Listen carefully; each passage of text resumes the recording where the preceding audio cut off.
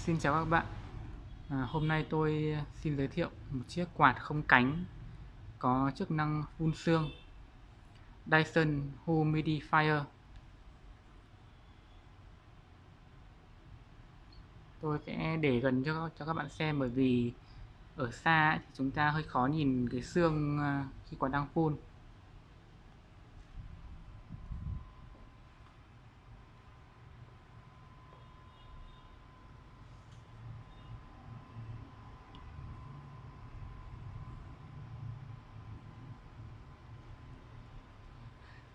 Có nhìn gì không nhỉ? Đây các bạn thấy những cái hạt sương nó hơi khó nhìn một chút nhé, bởi vì cái sương này nó phun ra rất là mịn. Các bạn có thể để đặt tay ở đây một lúc lâu mà tay không bị ướt. Hạt xương rất là mịn. Vì thế khi mà chúng ta để gần đồ điện tử thì hoàn toàn yên tâm là nó không bị ảnh hưởng. Đây các bạn nhìn thấy rõ hơn rồi này. Đấy, nó phun sương đây rất là mịn. Đấy, các bạn nhìn thấy rất là rõ đúng không ạ?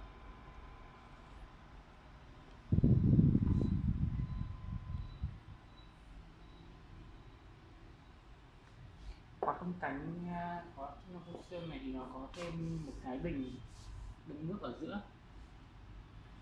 Thật ra để mà bật phun sương lên thì đây tôi sẽ thử cho các bạn xem.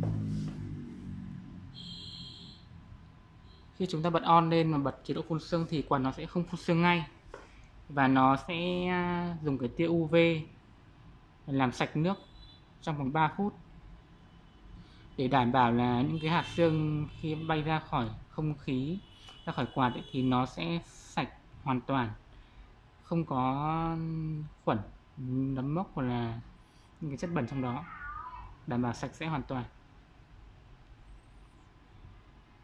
Ở đây tôi đang dùng điều khiển để tôi chỉnh cái mức độ cao nhất của nó là 70% nhé, độ ẩm 70%, còn thấp nhất thì là 30%.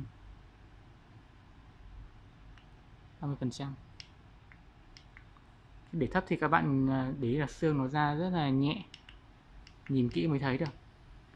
Còn 70% thì nhìn được rõ.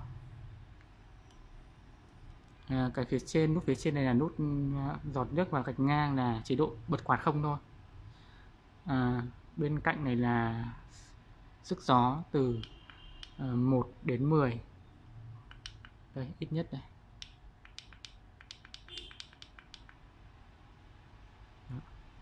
Và tôi sẽ ấn thử là chế độ quạt không. Thì các bạn để ý là cái đèn xanh này, nó biểu thị là đang để chế độ phun sương. Còn khi mà tắt chế độ phun sương đi thì đèn nó chuyển sang màu trắng. Đây, vẫn có quạt nhưng mà đèn chuyển sang màu trắng là không có phun sương. Tôi đã chuyển về chế độ phun sương, đèn nó sẽ lại xanh. Cái nút có đồng hồ là nút hẹn giờ tắt này. Thời gian là từ 15 phút đến 9 tiếng. Còn nút auto này, auto là cái chế độ tự động. Khi các bạn ấn ấy, thì nó sẽ tự động nó chuyển về cái độ ẩm tối ưu, và chỗ này nó sẽ có một chữ A, ở đây. Đấy, là auto. Vì tôi bật một cái quạt này được một lúc rồi, trong phòng cũng khá là nó không bị khô, nên quạt nó về cái độ ẩm 30% thôi. Tắt đi thì nó sẽ lại về 70% là chế độ dùng tay điều khiển. Như các bạn đã biết, cái quạt không cánh thì nó có cái ưu điểm là nó ra những cái luồng gió rất là dễ chịu, và nó không bị bạt hơi như là quạt cánh. Dòng quạt trình hãng của Dyson thì cái hiệu suất gió của nó rất là cao. Ví dụ tôi sẽ đặt chế độ, tôi đặt thử các bạn xem, là khi gió nó hút vào rất là nhẹ, nhưng gió thổi ra lại rất là mạnh, và tiếng ồn của nó thấp thôi, không kêu to như là cái quạt không ở chính hãng.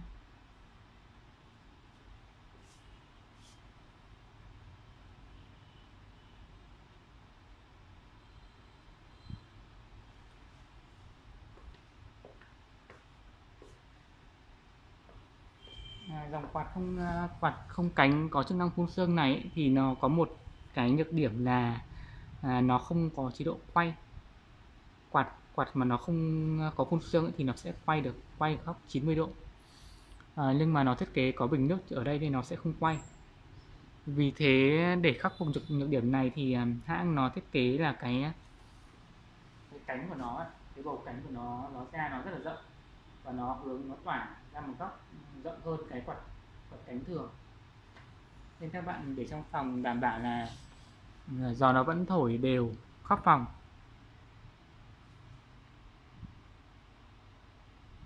Phía trên là để được phần phía xa các bạn nhé, có cái 5 chân để hút ở đây.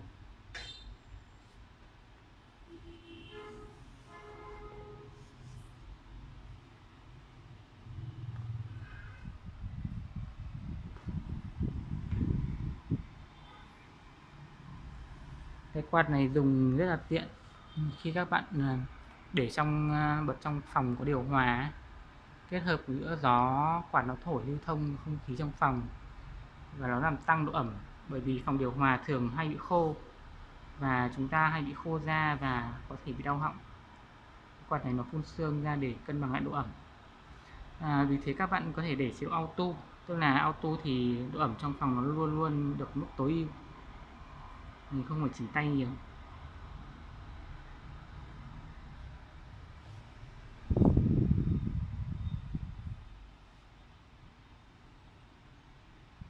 Cảm ơn các bạn đã theo dõi.